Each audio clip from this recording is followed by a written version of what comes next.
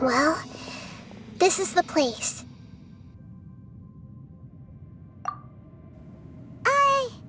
We're here to find Greater Lord Rukkhadevatar, right? But the one standing over there is... Is that me?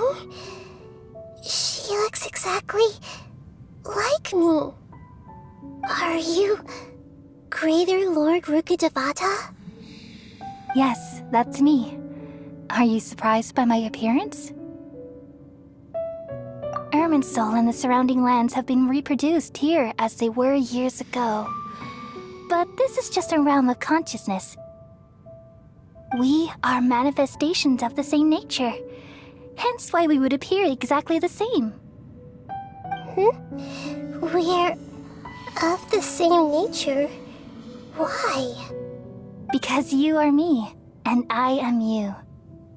You are me in the new samsara. The new samsara? As Greater Lord Rukkhadevatar, I'm the avatar of Irminsul, and you are the purest branch snapped from Irminsul. Imagine it this way.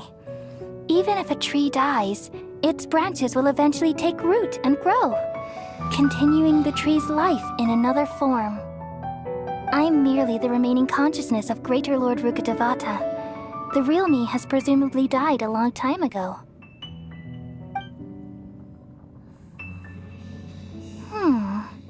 Judging from your appearance, I've probably been dead for 500 years. But you're finally here, my new self in the samsara. If this is true, then am I going to be a great archon like you someday? Though we share the same nature, our fates are bound to be different. All things have their own fate. When a branch grows into a mature tree, it won't be the same as the original tree. That's why fate is the ultimate knowledge, isn't it? That's a great insight. Yes, very good. It's also precisely why you won't become like me. Really? But perhaps you may become an even greater archon than I. I already see a determination in you that I didn't possess in my time. And the future that it leads you to will be yours alone, along with the blessings from your past experiences. Don't worry. The growth of wisdom is like that of a plant. You only need to wait quietly for the flower to bloom. Come to think of it, the sages never had the faintest inkling of the meaning of wisdom. Thank you. Nothing makes me happier than discovering that the archon I always admired was in fact myself in another fate. It's so nice to speak with you, Greater Lord Rukkhadevatar. I've always wanted to meet you. The feeling is mutual. From the moment I snapped the branch off Irminsul and created you, I've also looked forward to talking with you. Could you tell me why you wanted to create me? And what exactly happened when you died? Ah, I see. You're here seeking answers, right? Everything that day, even the sky itself, changed into a color like this. At that time, the seven were all summoned to the nation of Conria. Except for me. I had a more important task to attend to. I had to protect Irminsul. The disaster occurred together with the pollution of forbidden knowledge. At that very moment, with my consciousness connected to Irminsul, I sensed something was wrong. The pain started to torment my mind. By the time I reached Irminsul, it was already displaying signs of corruption. Had I not repelled the pollution of forbidden knowledge with King Deshret thousands of years ago, I might have felt even more hopeless and lost. So what exactly is forbidden knowledge? It's a kind of knowledge that doesn't belong to this world, and a form of truth that can't be understood. It came from the very bottom of the abyss. Even I could never understand it. The world is constantly rejecting it, leading to all kinds of bad phenomena. If we allow forbidden knowledge to pollute Irminsul, I'm afraid the entirety of Tevat could fall apart. So, there's knowledge that even the God of Wisdom can't understand? At that time, I knew I couldn't repel the forbidden knowledge with my strength alone. Which is why I created a device that compiled human wisdom and named it the Akasha. It's truly the world's most amazing invention. Thank you. For a long time, I thought dreams were the fruit of human wisdom. Though it was selfish to do so, I borrowed people's dreams using the Akasha. Then I compiled their wisdom and all of my own power. Well, did it work? Thanks to the wisdom of the people of Sumeru, almost all the forbidden knowledge was cleared from Irminsul. But things didn't go as smoothly as I thought. I had a terrible headache, which gave me an uneasy feeling. And then I remembered that my consciousness was also connected with Irminsul. It brought me knowledge and wisdom, but vile corruption as well. From the very beginning, my existence had been polluted by the forbidden knowledge. Oh no. How could that happen? I've experienced that pain in your consciousness. It must have been a horrible experience. Yes, but my feelings weren't important. The important thing was that even if I died, my existence and everything related to me would continue to exist in Irminsul as memories and knowledge, meaning that the forbidden knowledge couldn't ever be permanently eradicated. And there's no way for me to eliminate myself. It would be a sort of paradox. So, I took the purest branch of Irminsul as my incarnation in the next samsara, and left a trail of clues, all in hopes that you would come here and remove me and my pollution from Irminsul forever. Wait, no, I can't. So you realize what that implies? You are very smart indeed.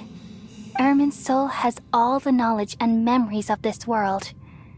And as you've realized just now, removing me from Irminsul means I essentially will never have existed in this world.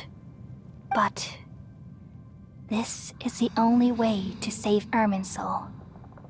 People love you so much, and they've missed you so much over the past 500 years. I am exactly the same. So how can we just forget you like this? Is there really no other way? There must be something else I can do. You're the god of wisdom, Buer. You should know that there is no other way. But this is so cruel. I don't want to forget you. No need to feel so sad, Buer. As someone who delights in wisdom, you should feel joy at finally finding the answer. These are the words in their entirety. The answer you've been seeking all along. Let the world completely forget me.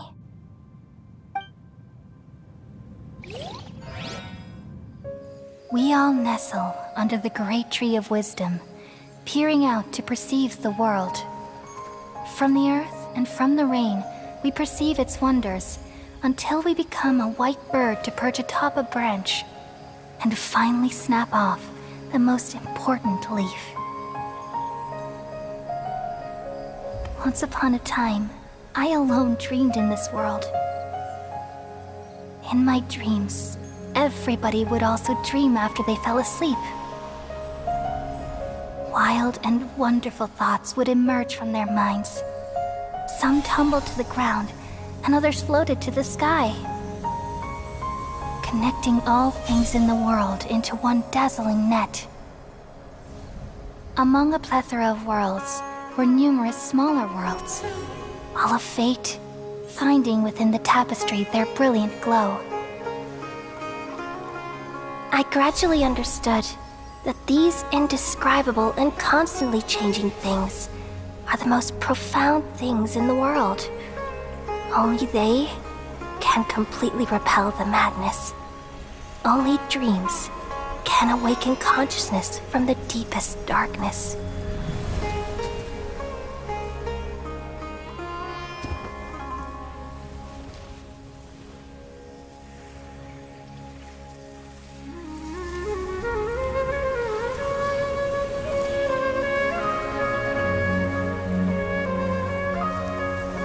I'm the one who posed this question, yet also the one who sought a solution.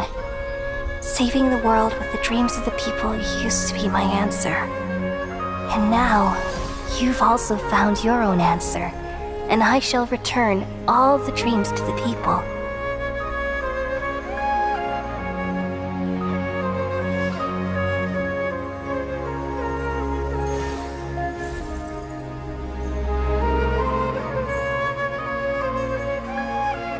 Goodbye, people of Sumeru.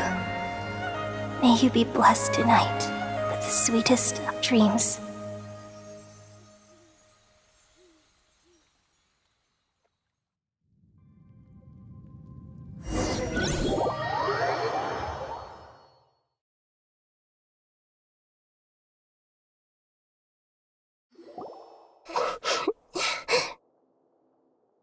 I'm alright.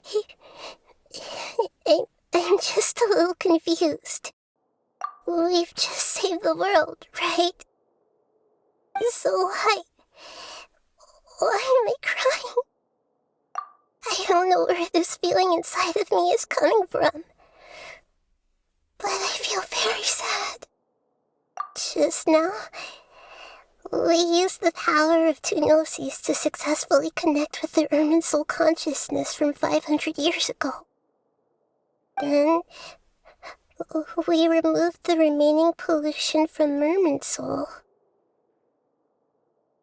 Yeah, what's wrong? Weren't you there just now?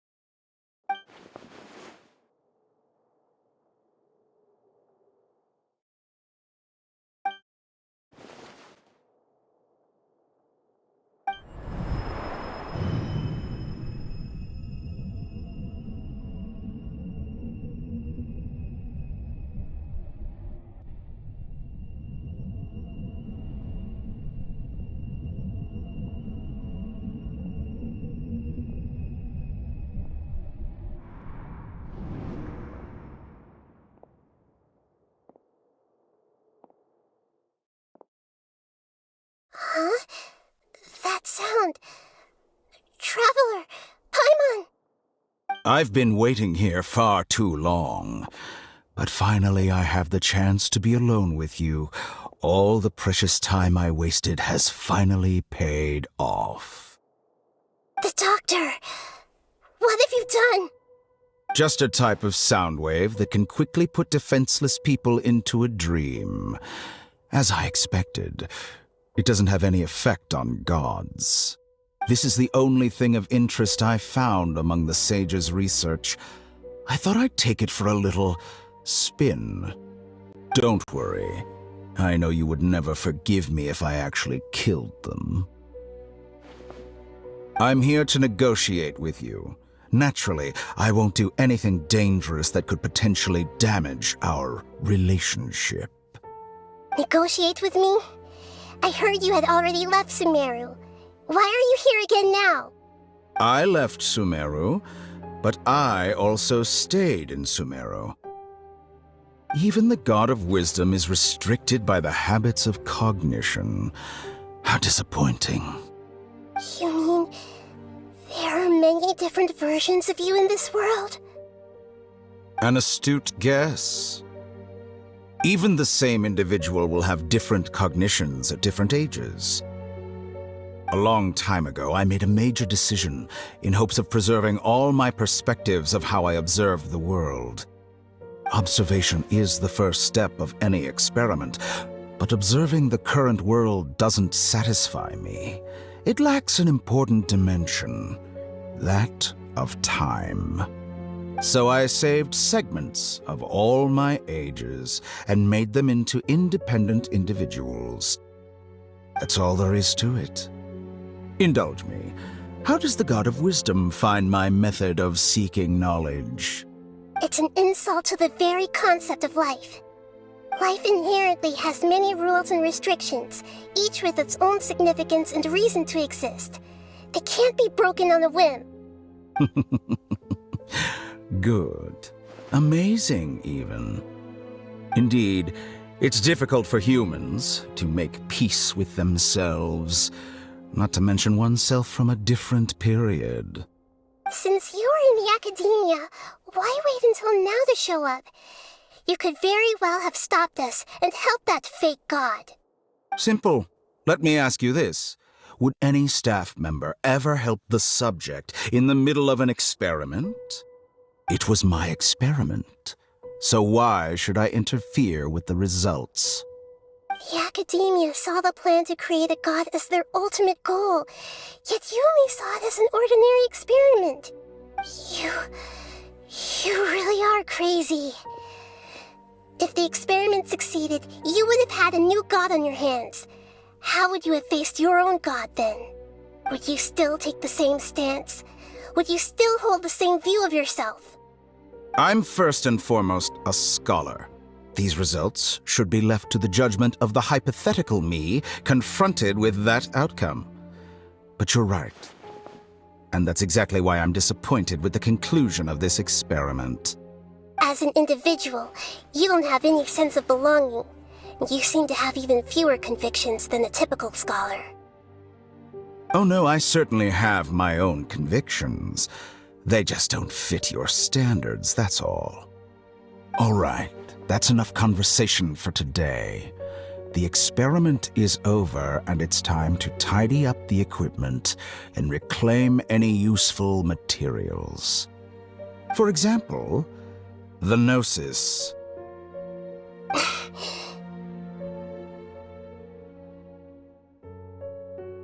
Lesser Lord Kusanali, you're an intelligent Archon. I'm sure you understand the disparity in our combat abilities at this time. Besides, you have no way to use that electro-gnosis in battle.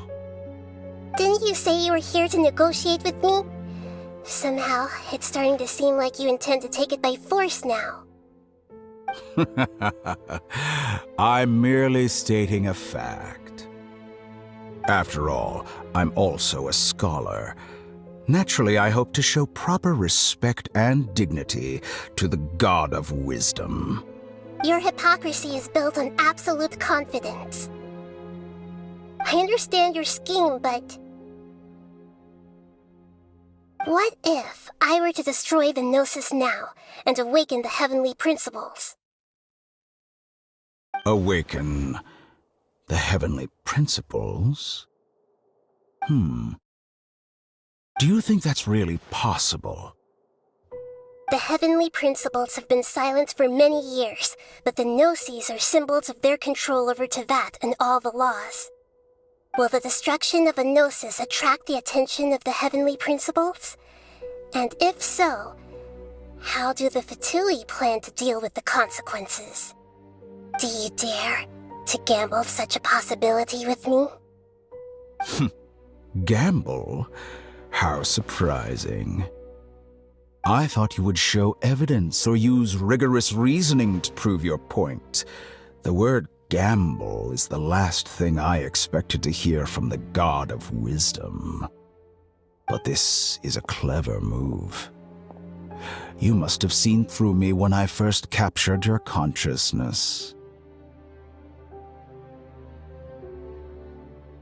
As a scholar, I respect all possibilities. This has always been my principle and is an essential trait as an experimenter. Indeed, I can't ignore this possibility. So tell me then, what are your conditions? This foreign Gnosis will only lead to disaster if it stays in Sumeru. But this electro-gnosis is the prize I obtained after defeating one of your fellow Harbingers. Now, as the one who initiated this cascade of events, Shouldn't you pay the corresponding price? Price? Interesting. What price would you have me pay? How about erasing all your other segments? So this is how you wish to restrict me, the most threatening opponent of the Nation of Wisdom. What you request of me is like plucking out the eyes I have placed in the dimension of time. Segments are extraordinarily difficult to make. They require extremely rare resources and enormous amounts of time and effort, requiring me to destroy them all here and now. Bravo. A suitably wise decision on your part. Yes, how very interesting. Can I assume that you have long been wary of me? Among all the versions of me, this segment you see now is the most selfish. If it weren't me, your idea wouldn't have worked. What did you see when you were imprisoned?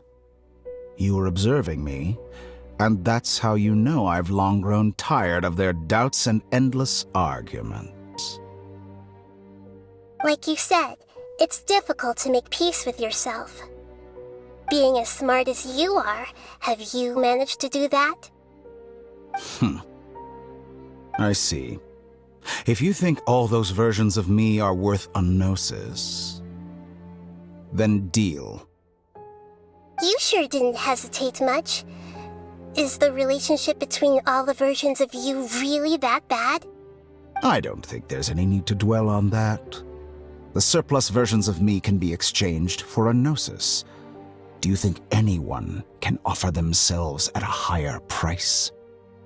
Besides, with my abilities, it's only a matter of time until I find better perspectives. Perhaps it's best to say, you're just temporarily ahead. But what I'd like to know is, how can you be sure that I've really erased them?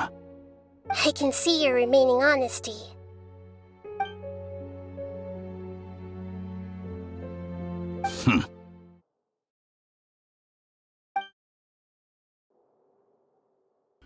What a ridiculous decision! You can't be serious! How could I have been so short-sighted? You think this is the end? I'll have my revenge! You'll make this moment count. You will regret this!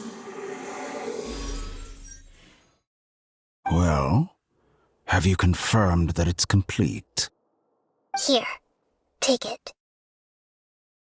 The future of Sumeru City will be in my hands alone. I will shut down the Akasha and let curiosity and the thirst for knowledge drive the realm of academics once again. There won't be any further gaps for you to exploit. It truly pains me that my academic achievements have never been appreciated in my homeland. Of course, I have no interest in being rejected by this city for a third time. Another chess piece.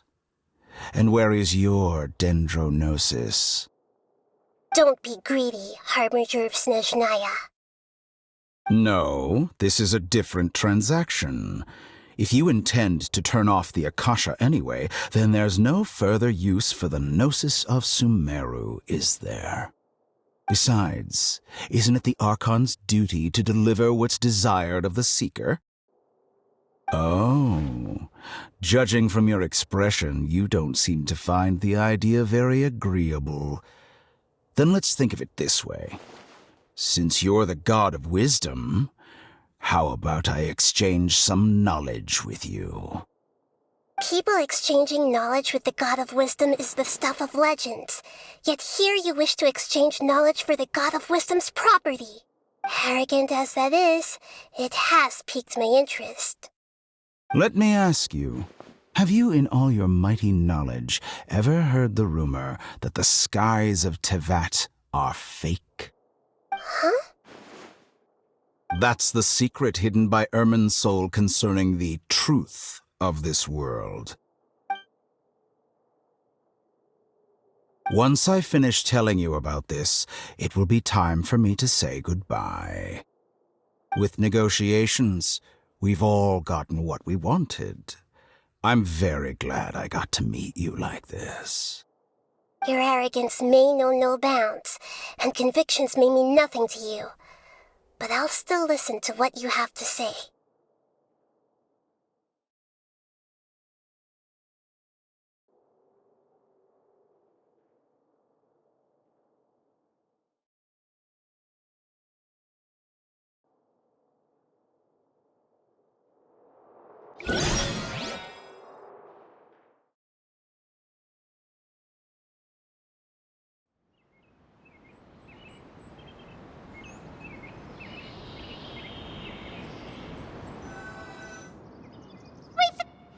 Together!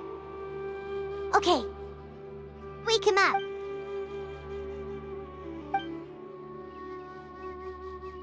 Are you awake? Kali says it's time for breakfast. Come on, get up! Good morning! How are you feeling today? Good to hear. It looks like we've recovered pretty well. Not even Tainari could stop us from going out now, right?